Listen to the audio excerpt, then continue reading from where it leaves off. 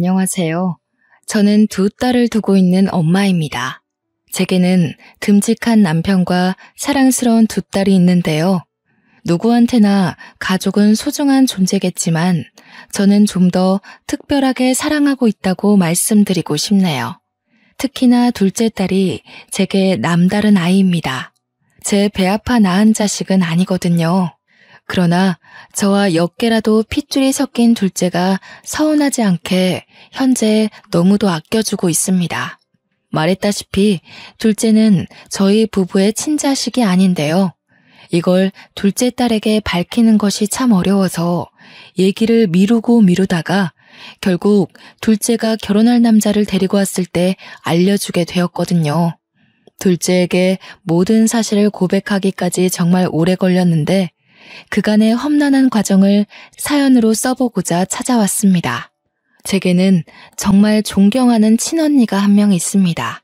당시 노는 걸 좋아하고 현실에만 집중하며 사는 저와 달리 언니는 늘 미래지향적이며 항상 앞날을 준비하는 사람이었어요.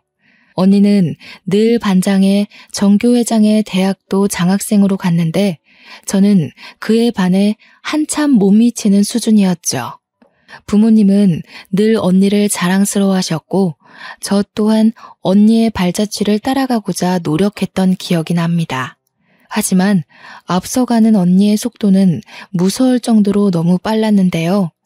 차마 제가 노력으로 따라갈 수 없게 높이 가는 바람에 제가 언니를 따라가는 걸 그만 포기해버렸네요.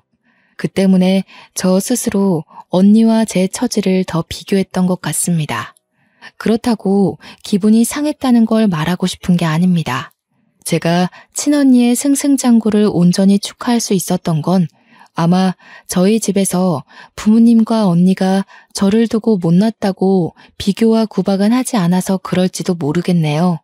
부모님과 언니는 오히려 저더러 하고 싶은 거나 원하는 걸 찾아서 하길 응원만 해주었고 무얼 하든 제가 행복하기만을 바랬습니다. 이런 가치관은 제게만이 아니라 우리 가정의 가훈이기도 해요. 식구들이 모두 착하고 마음 좋으니까 저는 사춘기가 오지도 않았던 걸로 압니다. 오히려 사춘기 당시 제가 식구들의 눈치를 보며 괜히 분란 일으키지 않도록 노력했죠. 친언니는 수석으로 의대를 나와 산부인과 의사가 되었을 만큼 똑똑한 인재였는데요. 그런데 제가 정말 놀랍다고 느낀 건 한국 의대가 아니라 프랑스 유학파라는 것이에요. 프랑스 의대생들 사이에서도 성적이 좋아서 교수님들의 관심을 한몸에 받은 걸로 알고 있습니다. 프랑스 유학을 끝내고 한국으로 돌아온 언니는 바로 국시를 친 뒤 레지던트부터 시작을 했는데 저는 이때만 해도 언니가 공부 괴물인 줄 알았어요.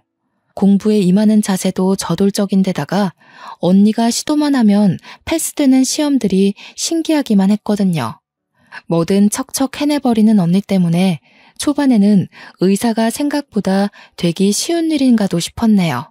아직도 부모님 집엔 언니의 프랑스 의대 졸업증과 의사 면허증이 자랑스럽게 진열되어 있습니다. 그런 화목한 분위기에서 성적 저조한 제가 기적적으로 대학을 가게 되었는데 언니에 비해 한없이 평범하고 어쩌면 보잘것없는 결과라지만 부모님과 언니는 무엇보다 기뻐해 주었어요. 제가 붙은 대학이 명성은 낮아도 원하는 전공을 택해서 간 것이기에 잘했다고 칭찬받지 않았나 싶네요. 제 전공은 다름 아닌 식품영양학과입니다. 저도 중학생 때부터 언니를 따라 병원에서 일하는 사람이 되고 싶었지만 병원 관련 공부가 저한테 너무 안 맞더라고요. 그래서 병원에서 일할 수 있는 모든 직업을 알아보다가 영양사라는 재미있는 직업을 찾게 된 거였어요. 아마 고등학교 말미쯤부터 꿈이 병원 영양사였을 겁니다. 언젠가는 언니가 일하는 병원에서 일하는 영양사를 꿈꾸며 즐겁게 학교를 다녔습니다. 제가 대학 졸업을 앞두고 국시 준비에 들어갔을 때 언니가 결혼을 하겠다고 남자를 데려왔는데요. 언니를 많이 좋아했던 저는 그날 처음 보는 형부를 앞두고도 살면서 가장 많은 눈물을 보였습니다. 결혼식에서도 마찬가지로 제가 너무 많이 우니까 언니가 되래 자신이 울 기회가 없었다며 웃음을 보이기도 했어요. 저희 가족은 그만큼 끈끈한 정으로 묶여 있었죠. 사실 형부는 제 눈에 언니에 비해 한참 능력이 저조한 편이었습니다. 형부 직업이 당시 무슨 카페 사장이었는데요. 듣자 하니 언니가 일하게 된 병원 1층에 입점한 사장이라 했던 것 같아요. 아무래도 대학병원 입지다 보니까 매출은 좋았다고 했으나 솔직히 언니가 좀 아까웠습니다. 언니한테 얼추 형부와의 스토리를 듣자니 형부가 먼저 치근덕거렸다고 하더군요. 여의사 하나 잡으려고 그곳에 카페를 입점한 게 아닌가 생각했을 정도로 저는 이상하게 형부한테 정이 안 붙었습니다. 그보다 제게는 다른 고민이 하나 생겼는데요. 더 이상 쉽게 만날 수 없는 언니가 결혼의 길로 떠났다 보니까 저도 평소엔 생각조차 하지 않았던 결혼에 대해서 진지하게 생각해 보았어요. 제가 제일 존경하는 사람이 친언니라서 언니가 하는 건 모두 따라하고 싶은 그런 욕구가 있었나 봅니다. 언니가 결혼하고 나서부턴 저 또한 결혼이 하고 싶은 거 있죠. 그래서 결혼한 언니를 따라 저도 당시 결혼을 무척 꿈이었던 걸로 알아요. 저는 취업의 첫 시작으로 어느 호스피스 병원의 영양사로 취직을 했습니다. 확실히 학교 공부와 실전은 천차만별의 차이가 나더라고요. 사회의 일원이 되었는데도 제 몸은 아직 학생 신분에서 못 벗어나고 있는 거 아니겠습니까? 언니가 한참 레지던트 일로 힘들어할 때 제 눈에는 언니가 이미 어른이고 훌륭한 의사로 보였는데 언니가 매번 의사가 될 수 있을까 하면서 고민을 많이 했거든요. 아무리 노력해도 자기가 한참 부족한 것 같다면서요. 그게 그렇게 이해가 안 되었는데 막상 제가 직장인이 되어보니까 알겠더라고요. 세상이 너무 빨리 돌아가는 것에 비해 제 마음은 아직도 앳된 시절에 멈춰 있었어요. 때문에 언니와 통화하면서 직장 고민 때문에 많이 칭얼거렸던 걸로 기억합니다. 원래는 매번 제가 먼저 전화를 거는데 한날은 언니가 먼저 전화를 걸어온 적이 있었어요. 아마 그때가 제가 잠들 시간이었던 걸로 기억하는데요. 그날 언니를 끝까지 붙잡지 못한 것이 내내 제 가슴 한켠에 후회로 남아있어요. 전화를 받았는데 언니 목소리가 어딘가 모르게 이상한 겁니다. 꼭 온 사람처럼 불안하게 떨리는 소리였어요. 언니, 무슨 일 있어? 목소리가 왜 그래? 이 시간에 전화 안 하잖아. 설마 오늘도 집에 안 들어가고 야근이야? 근데 목소리가 우는 소리 같은데? 만나서 얘기해줄게. 오늘만 너희 자취방에서 자도 될까? 허락만 해주면 나 지금 바로 출발할 생각이거든. 언니가 지내는 신혼집과 저의 자취방은 무려 1시간이 걸리는 거리였습니다. 당시 시간은 거의 자정을 넘길랑 말랑한 시간이었고요. 그 먼 거리를 밤길에 오라고 하는 게 맞는 건지 당장 판단이 잘 서지 않더라고요. 게다가 언니 목소리가 확실히 무슨 일 있는 목소리인데 컨디션 안 좋은 상태로 운전을 해도 되는 건지 걱정도 되었어요. 하지만 제 걱정에도 언니가 괜찮다고 하길래 결국 조심히 오라는 말과 함께 언니가 올 때까지 기다릴 수밖에 없었습니다. 그래도 한편으로는 오랜만에 언니와 같이 잘 생각을 하니까 기분 좋았어요. 전화는 자주 했지만 언니랑 얼굴 본 지는 무척 오래됐거든요. 얼마 뒤 언니가 도착했다는 연락과 함께 기쁜 마음으로 대문을 열었는데요. 그날 저는 언니의 몰골을 보고 깜짝 놀랐지 뭡니까? 언니, 얼굴이 왜 이래? 다친 거야? 누구한테 맞았어? 옷은 또 왜 이렇고? 집에서 오는 거 아니었어? 아니, 형부는 어쩌고 혼자 이렇게 나와? 집에 형부 없어? 엄마 아빠한테 나 여기서 잔다고 얘기 안 했지? 절대 말하면 안 돼. 네 형부 일 때문에 찾아온 거야. 혹시 남편이 연락 오더라도 일단은 받지 마. 알았어. 엄마 아빠한테도 당연히 말 안 했지. 시간이 늦어서 전화할 수도 없었고. 아니 그보다 도대체 무슨 일이냐니깐? 누가 이랬어? 언니는 마치 누구와 몸싸움이라도 한 것 같은 몰골이었습니다. 제가 계속 상황 설명을 재촉하자 언니가 마음을 추스르고 말해주기 시작했는데요. 이 모든 게 형부 짓이라는 거 아닙니까? 결혼한 지 반개월밖에 안 되었는데 형부가 바람을 폈다는 거 아니겠어요? 형부 입장에서 그런 적 없다고 부정하긴 했지만 언니는 형부가 몰래 상간녀랑 통화하는 걸 들었다고 했습니다. 그것 때문에 대판 싸운 적이 있었는데 그 뒤로 형부 성격이 날카로워져서 뭐만 하면 언니한테 딴지를 걸었다고 했어요. 심지어 언니가 병원에서 온 긴급 호출 때문에 남자 직원과 통화를 했는데 그걸로 바람피냐면서 몰아갔다고 하는 겁니다. 자기가 바람핀 걸 그런 식으로 언니와 자기를 동일시하면서 맞바람을 핀 걸로 만들려 했다는 거죠. 이렇게 엉망인 꼴로 도망쳐 나온 이유도 바로 그걸로 따지고 들다가 다툼이 난 거라고 했습니다. 언니는 저희 집에서 한 일주일 지내다가 다시 신혼집으로 돌아갔는데요. 형부가 문자로 잘못했으니까 집에 오라고 하는 사과에 돌아가게 된 거예요. 솔직히 저는 그때 언니를 그렇게 보내는 게 너무 불안했습니다. 그래서 가지 말라고 무슨 그런 사람이 다 있냐고 당장 이혼하라 했더니 언니가 괜찮다고만 하는 거 있죠. 내가 선택한 사람이잖아. 결혼이 참 무거운 약속인 것 같아. 쉽게 끊을 수가 없네. 부모님한테는 절대 비밀이야. 너도 내가 나서기 전까진 눈 감아줘. 그렇게 저는 언니를 놓아줘야 했습니다. 그래도 일상생활을 하면서 언니한테 매일 안부 연락을 했어요. 언니가 말하기를 다행히 형부가 진심으로 반성해서 무탈하게 잘 지내고 있다고 하더라고요. 그 말을 곧이곧대로 믿는 것이 아니었는데 지난날만 생각하면 여전히 가슴 중앙이 꽉 막히네요. 그리고 저 또한 결혼할 남자를 만나게 되었는데요. 제가 일하고 있는 호스피스 병원의 의사였습니다. 저와 무려 8살 차이가 났지만 그냥 보기만 했을 땐 저와 또래로 보일 만큼 젊어 보였어요. 그렇게 생긴 인연으로 저는 결혼을 하게 되었고 언니와 형부도 결혼식에 와서 축하를 많이 해줬습니다. 집안에 의사가 둘이나 된다고 친정 식구들이 제 남편한테 관심을 많이 줬어요. 결혼식 날은 정신이 없어서 몰랐는데 나중에 알고 보니 형부가 병원 밑에서 하던 카페를 접었다는 겁니다. 이유를 물어보니까 언니 말로는 형부가 친구와 함께 프랜차이즈 목적으로 카페를 창업하기 위해 본래 하던 카페를 접고 그 보증금으로 새 사업에 들어갔다고 했습니다. 저는 사업에 대해서 아예 모르다 보니까 그렇구나 하고 넘기면서 언니 안색에 대한 걱정만 했던 것 같아요. 언니 낯빛이 지난밤 자취방에서 봤을 때보다 더 피로해 보였거든요. 저희 대신 친정 부모님이 형부 걱정을 좀 많이 했는데요.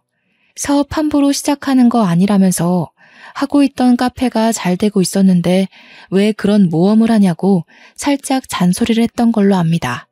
형부는 별다른 대답 없이 그저 친정 부모에게 웃음으로만 답했어요. 저는 언니한테 들은 게 있다 보니까 그런 웃음마저 미워 죽겠더군요. 그렇게 결혼으로 인해 저도 친정을 떠나게 되었고 저는 결혼한 지 1년도 안 돼서 임신을 하게 됩니다. 제가 평생 친언니를 존경할 수밖에 없는 이유가 바로 이 계기로 인해 확고해졌는데요. 언니는 제게 가족이기도 하지만 동시에 은인이기도 합니다. 제가 임신한 당시 혈압이 급증하는 바람에 조산을 해야만 했는데 듣기로는 조산이 아이한테 굉장히 위험한 걸로 알고 있어요. 제왕절개로 태어난 제 아이는 바로 인큐베이터 신세를 지게 되었는데 아니나 다를까 제 아이가 폐 부분이 아직 덜 발달된 채로 태어났대요. 그래서 다른 의사들이 더더욱 제 아이를 가망 없는 신생아로 보더라고요. 저는 아이를 한번 안아보지도 못하고 신생아 집중치료실로 보내야만 했고 그 심정은 정말 온 세상이 무너질 정도로 괴로웠습니다. 저를 위로하는 식구들이 보이지 않을 정도로 가슴 앓이를 꽤 했네요. 저는 언니가 일하는 산부인과에서 아이를 낳았어요. 그래서 언니가 특히 제게 많은 위로를 해주었습니다. 또 의사로서 제 아이를 살리기 위해 포기하지 않는 노력까지 직접 보여주었죠. 다른 의사들이 저희 언니를 보며 고개를 내저었고 다른 교수님까지 와서 언니를 따로 불러 면담을 했을 정도로 제 아이는 가망이 없는 아기였거든요.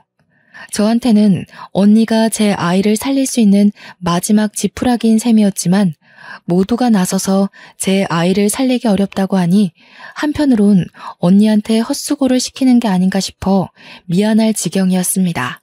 하지만 친언니는 프랑스 병원에서 살렸던 사례가 있다며 끝까지 아이를 위해 자기 고집을 밀어붙였고 끝내 아이가 기적처럼 제 품에 안기게 되는 기적을 일으켰죠. 당시 병원 직원들이 다 놀랐던 걸로 알아요. 그러나 제 품에 있으면서도 아이는 한 번씩 심장 박동수와 혈중 산소 농도가 엎치락 뒤치락이 심해서 안심할 수 없었는데요. 물론 그때마다 친언니의 끈질긴 노력 덕분에 아이는 어느덧 호흡기를 뗄 수 있었습니다. 제 아이를 위해서 친언니가 밤잠까지 설쳐가며 과로를 했는데요. 친언니는 제 아이에게만 유독 절실한 게 아니더라고요.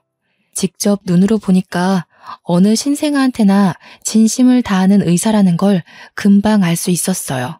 너무 존경스럽고 멋진 의사라고 생각했지만 문제가 하나 있다면 부부관계에 소홀했다는 거예요. 일에 미친 사람이라고 욕먹으면서까지 친부랑 싸우는 일이 많았던 걸로 압니다.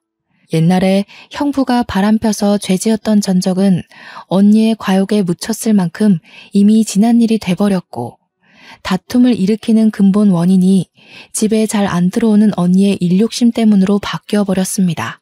그러다 결국 못 참은 형부가 이혼을 요구해서 둘이 갈라서게 된 걸로 알고 있어요. 그런데 왜 하필 이렇게 버거운 시기에 축복이 찾아온 건지 형부와 갈라서고 난 후에야 언니는 뱃속에 아이가 있다는 걸 알게 되었는데요. 너무 걱정이 되었던 건 언니는 배가 불러 티가 날 때까지도 휴직을 안 내고 일을 했어요. 그 때문에 언니 체력은 바닥날 대로 바닥이 났죠. 그래서일까요? 아이를 출산할 때쯤 급격한 컨디션 저조와 여러 가지 스트레스, 과로로 누적된 체력이 더는 버텨주지 못하고 언니가 세상을 뜨게 되었습니다. 너무 괴로웠어요. 언니가 부모님께 알리지 말라고 해서 언니의 처지를 저만이 알고 있었는데 유일하게 알고 있는 제가 언니를 위해 아무것도 해주지 못했다는 사실이 미치게 힘들었습니다. 이 상황에 가장 미웠던 건 형부라는 존재였어요. 언니가 집에서만큼이라도 마음 편히 쉴 수 있는 시간이 있었다면 그리 허망하게 죽지 않았을 거라 생각했거든요. 형부를 찾아내서 똑같이 망가뜨려 주고 싶지만 이미 이혼해버린 사이기도 했고 어디서 뭘 하는지 알 길이 없었습니다. 그렇게 언니 뱃속에서 태어난 아이는 죽어가는 언니의 심장에 마지막까지 안겨있다가 제 품으로 돌아왔습니다. 그게 바로 우리 집 보물 둘째인데요. 우리 둘째는 제가 세상에서 제일 존경하는 친언니의 딸입니다. 남편도 언니의 아이를 둘째로 받아들이는 것에 흔쾌히 동의했을 만큼 착한 사람이에요. 그렇게 저희 부부는 둘째를 얻게 되었는데 둘째가 건강하게 자라주는 것이 행복하다가도 갈수록 근심 걱정이 늘어가는 거 아니겠어요? 저희 부부한테는 둘째한테 모든 사실을 밝혀야 될 의무가 있는데 맑게 자라주는 둘째 앞에서 차마 입이 떨어지지 않는 겁니다. 그저 다음에 하다가 결국 둘째가 결혼할 남자를 데려올 때까지도 말을 못한 상태로 전전긍긍하기만 했네요. 그런데 하필 또 둘째가 데려온 남자가 둘째한테 첫 남자라는 거 아니겠습니까? 딸들의 연애 사정은 부모가 간섭할 일이 아니라고 생각해서 일부러 묻지 않았는데 첫 남자와 결혼하겠다고 덜컥 고백하는 둘째를 보고 좀 많이 당황했습니다. 엄마는 우리 딸이 잘 살았으면 좋겠어. 헤프게 남자를 만나보라는 건 아니지만 그래도 첫 남자의 바로 결혼은 좀 생각해보는 게 좋을 것 같은데? 아빠도 좀 걱정이 되는구나. 우리 딸이 선택한 남자니까 그 친구가 괜찮다는 건 충분히 알겠어. 하지만 그래도 이건 좀 섣부른 점이 있지 않나 싶은데. 나도 생각 없이 결정한 거 아니야. 결혼할 사람에 대한 확신이 있어서 그래. 저희 부부는 둘째 고집에 못 이겨 결국 남자친구를 한번 데려와 보라고 했고, 그 주 주말 저와 남편은 딸 남자친구를 처음 대면했습니다. 딸 남자친구는 사람이 둥글둥글하고 웃음이 많아서 사람 자체가 나쁘지 않기는 했습니다. 그래서 당시 같이 식사하는 내내 분위기가 좋았어요. 그럼에도 불구하고 딸이 남자친구를 보내자마자 현실적인 문제 때문에 금방 한숨이 나오는 거 아니겠습니까? 엄마, 아빠, 표정이 왜 그래? 내 남자친구 마음에 안 드는 점 있었어? 솔직하게 말해주면 남자친구랑 조율해보도록 할게. 그런 건 아니야. 인상 참 좋아 보이고 모난 곳 없이 잘한 것 같더라. 그런데 딸이 결혼을 하게 되면 남자 집안에서도 우리 집 사정을 알아야 할 것 같으니까 걱정돼서 그래. 난 또 뭐라고. 우리가 못 사는 집도 아닌데 뭘 그런 걸 걱정해. 남자친구 집안에 정치하는 사람들 많은데도 나 되게 환영해주더라. 둘째 딸은 제가 경제력 때문에 걱정한다고 봤지만 차라리 그 문제였다면 일이 크게 가슴이 미어지진 않았을 겁니다. 결혼을 앞두게 되었으니 더 이상 미룰 수 없잖아요. 저와 남편은 그날 바로 둘째의 친모에 대해서 모든 걸 알려주었죠. 최대한 둘째가 상처받지 않게 조심히 말을 했습니다. 실은 내가 네 엄마가 아니라 이모야. 그동안 말 못해서 미안해. 말해야지 하면서도 엄마가 이렇게 용기가 없었다.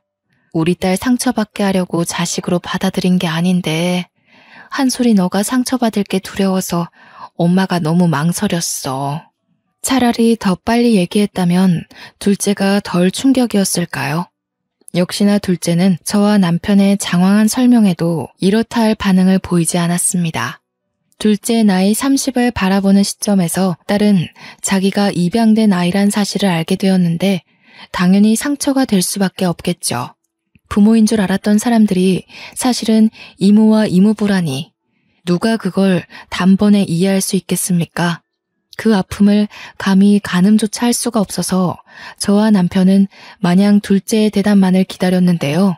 장난치는 거야? 남자친구가 그렇게 마음에 안 들었어? 아무리 그래도 어떻게 이런 식으로 거절을 해. 거짓말하는 거지?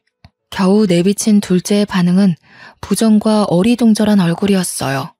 당장 어떤 반응을 보여야 하는지도 몰라 계속 멍 때리는 표정이었습니다. 저와 남편은 이왕 밝히게 된 거 숨기는 거 없이 모두 보여주기 위해 제 친언니 사진과 샛노랗게 물들어버린 옛날 언니의 초음파 사진, 그리고 산부인과 출산 기록까지 들고 와서 둘째에게 내밀었습니다. 둘째를 저희 부부 호적에 올린 확인서까지 모두 빠짐없이요. 한솔이 친엄마는 정말 훌륭한 산부인과 의사였어. 프랑스 가서 유학 생활도 했을 만큼 유능했거든. 우리 한솔이가 그렇게 대단한 엄마한테서 태어난 거야. 너무 늦게 알려줘서 미안해. 그동안은 엄마가 너무 겁을 먹었던 것 같아. 그래서? 이걸 말해주는 이유가 뭔데? 나 엄마 아빠 딸 아니니까 그만 떠나라는 거야? 결혼까지만 부모님 노릇해줄 테니 나더러 세상에도 없는 친엄마한테 가라고? 아니, 아니야. 엄마가 너를 왜 보내? 우리가 너를 얼마나 온 마음 다해서 키웠는데. 넌 누가 뭘 해도 내 자식이야. 그건 엄마가 이 사실을 밝혔다고 해서 달라지는 건 없어. 그럼 왜 갑자기 이걸 말해줘? 차라리 끝까지 모르게 하지. 어쩔 수 없이 알게 될 때까지 모르고 살게 하지. 왜 이제 와서 알려줘? 나 무섭게 왜 이래? 혹시라도 결혼하고 난 뒤 이 사실이 밝혀지면 남자 쪽에서 사기 결혼으로 걸고 넘어질까봐 더 이상 미룰 수가 없겠더라고. 엄마 아빠가 너무 이기적이었어. 미안하다 딸아. 유치원 때 이후로 한 번도 둘째가 겁에 질려 오는 걸 본 적이 없는데 얘기가 다 끝나고 나니까 둘째가 어쩔 줄 몰라 하며 눈물을 보이더라고요. 그 모습을 보니 너무 가슴이 아파서 말없이 둘째를 안아줬습니다. 그리고 저와 남편은 연차를 내고 둘째를 데리고서 친언니가 안치되어 있는 납골당을 찾아갔어요. 그 안에는 우리 둘째와 똑 닮은 친언니가 웃고 있는 사진이 있었고 그 옆으로 둘째의 어릴 적 사진부터 교복 시절과 대학을 졸업한 사진까지 놓여 있었습니다. 자식을 보고 싶어할 언니의 마음을 조금이나마 위로하기 위해서 제가 마련해 둔 건데요. 옛날부터 유독 둘째의 사진을 많이 찍어둔 이유가 다 언니에게 바치기 위해서였죠. 언니, 내가 한솔이한테 너무 늦게 말해서 이제야 데려왔어. 미안해. 우리 한솔이 너무 예쁘게 자라줬지? 누굴 닮았는지 손재주가 얼마나 섬세한지 몰라. 언니가 직접 우리 한솔이 손도 잡아보고 해야 되는데 더 잘 키우지 못해서 항상 미안해. 너무 보고 싶다. 언니야. 제가 언니 앞에서 결국 눈물을 보였는데 그때까지도 둘째는 실감하지 못하는 얼굴이었습니다. 아마 사실을 안 지 이틀 만에 이 모든 걸 감당하기엔 벅찼던 것 같아요. 저는 둘째에게 주려고 그간 차마 주인 손에 쥐어주지 못했던 돌반지를 건넸어요. 네 엄마가 너 가졌을 때 얼마나 기뻐했는지 아니? 체력이 한참 떨어졌을 텐데도 네 초음파 사진만 보면서 그렇게 힘내서 웃던 사람이었어. 반지도 너 돌되면 줄 거라고 태어나기도 전에 사놓은 건데 네 손에 한번 쥐어주지도 못하고 저렇게 외롭게 가버렸다. 둘째는 손에 쥔 그 반지 때문에 사실을 조금씩 현실을 받아들이는 듯 했습니다. 그러더니 둘째도 그 반지를 보고 결국 영문 모를 눈물을 흘리더군요. 친언니 유구람 앞에서 처음으로 남과 같은 친모에게 엄마라고 부르는 둘째의 모습을 보니 제가 언니의 자식을 이제야 데려온 것이 한없이 후회가 되지 뭡니까? 언니가 이 순간을 얼마나 기다렸을까 싶더라고요. 언니한테 너무 미안했고 또 딸에게도 진짜 엄마에게 엄마라고 부를 수 있는 기회를 늦추게 만든 것 같아 죄스럽기만 했네요. 납골당을 다녀온 이후 저와 남편은 둘째가 우리를 원망한다고 하더라도 다 감수할 생각이었습니다. 저희에게 느낀 배신 때문에 호적에서 빼달라고 울분을 토해도 둘째가 원하는 대로 모든 걸 해줄 생각이었어요. 그러나 며칠 뒤 둘째가 저와 남편에게 하는 말을 듣고 내내 졸이고 있던 마음에 긴장이 탁 풀렸는데요. 둘째는 저와 남편을 전혀 원망하지 않았어요. 친자식도 아닌데 자식처럼 사랑으로 키워줬다고 오히려 고마움을 표현했죠. 제가 밝힌 모든 사실이 그동안 받은 사랑에 대해 반감을 일으킬 만한 문제는 아니라고 하면서 자기를 버리지 말아달라고 하더라고요. 엄마가 어떻게 너를 버리니? 그런 일은 생각해 본 적도 없고 있을 수도 없는 일이야. 내 품에 널 안은 순간부터 넌 내 자식이었어. 오히려 우리가 고맙다. 엄마 아빠를 받아들여줘서 너무 고마워. 집에 돌아와서 둘째가 좋아하는 밥상을 차려주며 훨씬 더 애틋한 시간을 보내었습니다. 첫째 또한 집안에 있었던 사실을 알고서 직장에 반차를 내고 지방에서 올라왔어요. 첫째는 둘째가 친동생이 아니라는 거 진작 알고 있었거든요. 첫째 나이가 초등학교 입학을 앞뒀을 때 둘째를 호적에 올렸으니까 저희 부부는 첫째가 이해할 수 있도록 설명할 시간을 많이 가졌었어요. 오랜만에 집에 돌아온 첫째는 바로 둘째를 찾았는데요. 둘째를 보자마자 따뜻하게 안아주는 거 아니겠습니까? 단 한순간도 너를 사촌으로 생각한 적 없어. 넌 처음부터 내 친동생이었고 앞으로도 나한테 하나밖에 없는 소중한 친동생이야. 그러니까 너 딴 생각하면 안 돼. 알겠지? 둘째는 첫째의 진심에 또 한 번 눈물을 흘렸습니다. 원래도 가족이었지만 우리는 한 번 더 가족의 정을 단단히 할 수 있는 시간이 되었어요. 둘째는 한동안 마음을 추스르느라 남자친구와의 만남도 미뤘는데요. 그러다 남자친구에게 자신의 사정을 고백했다고 했고 그 뒤로 저희 딸과 상견례 날짜를 조정했습니다.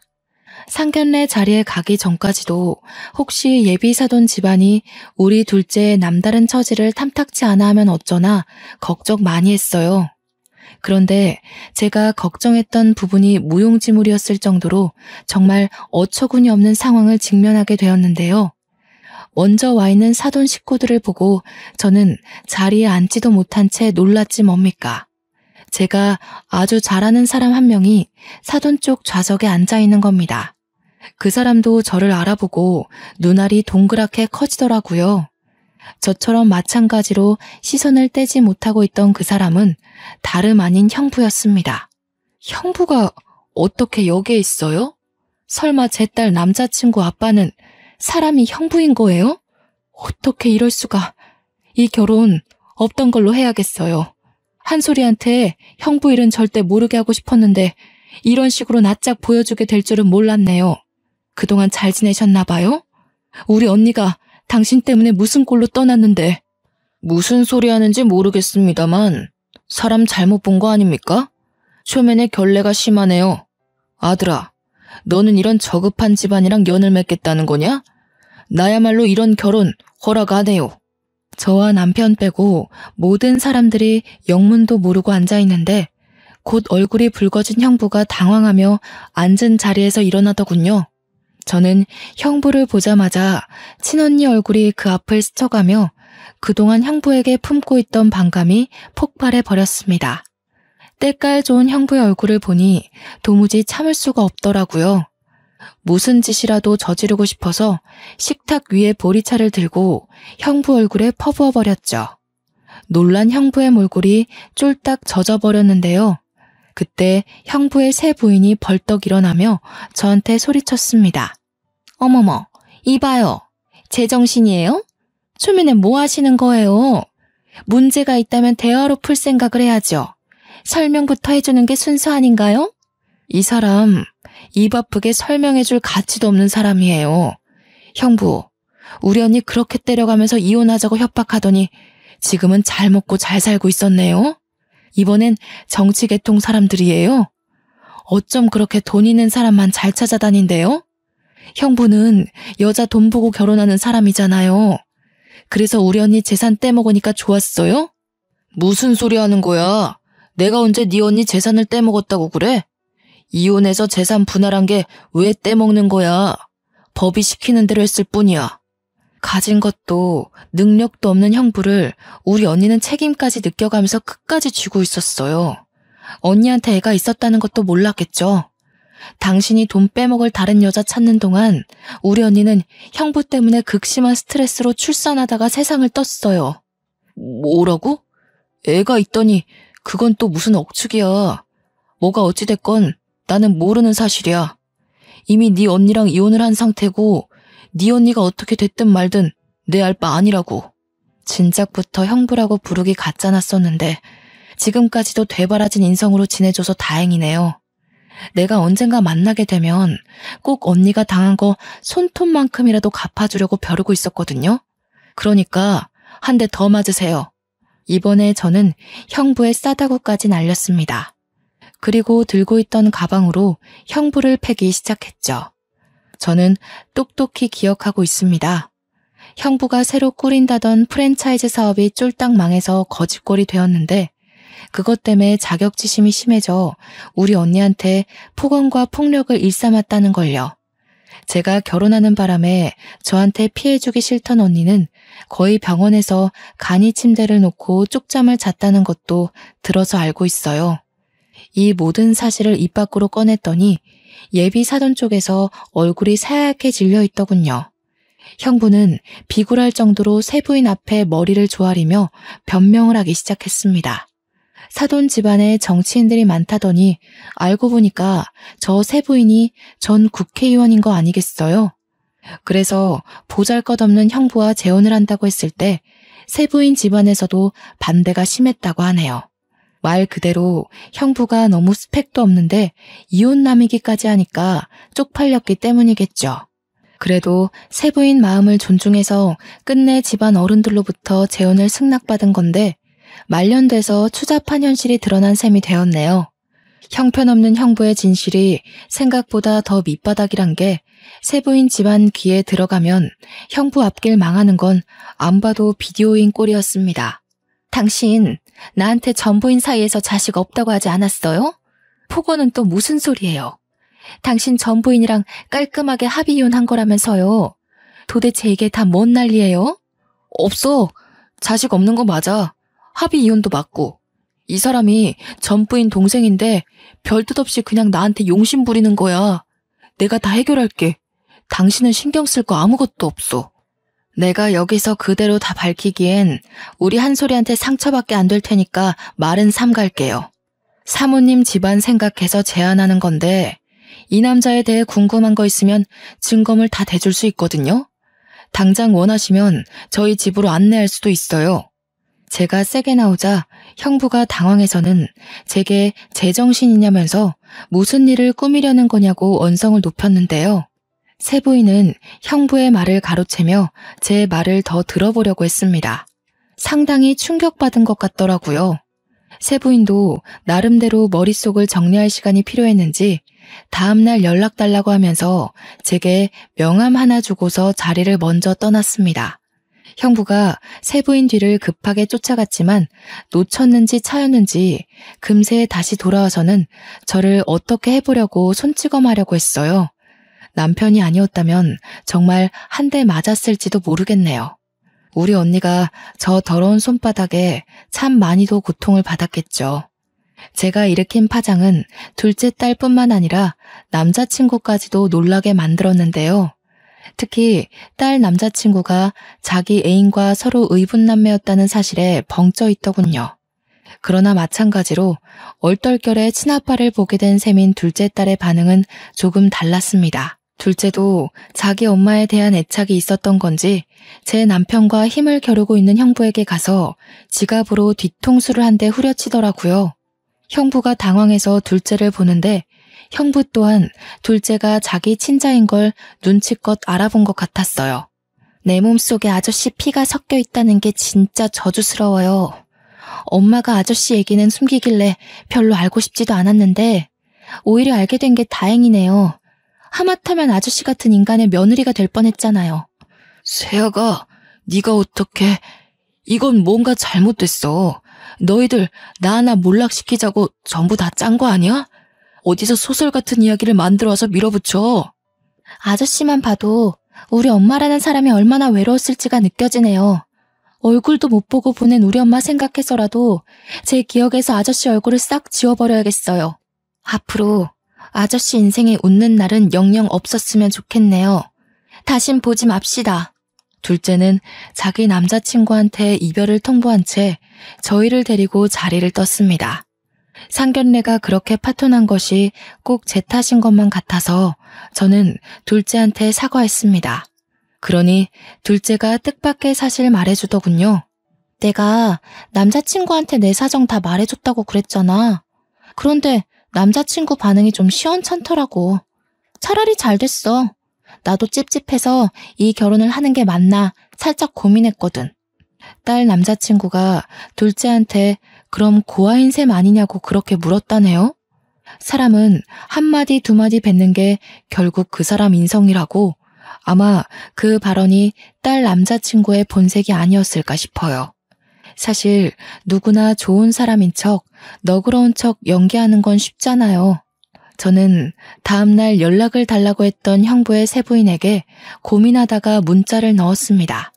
세부인은 집에 돌아온 형부와 한바탕 다툼을 벌인 것 같더라고요. 정말로 제게 증거물을 다 요구했어요.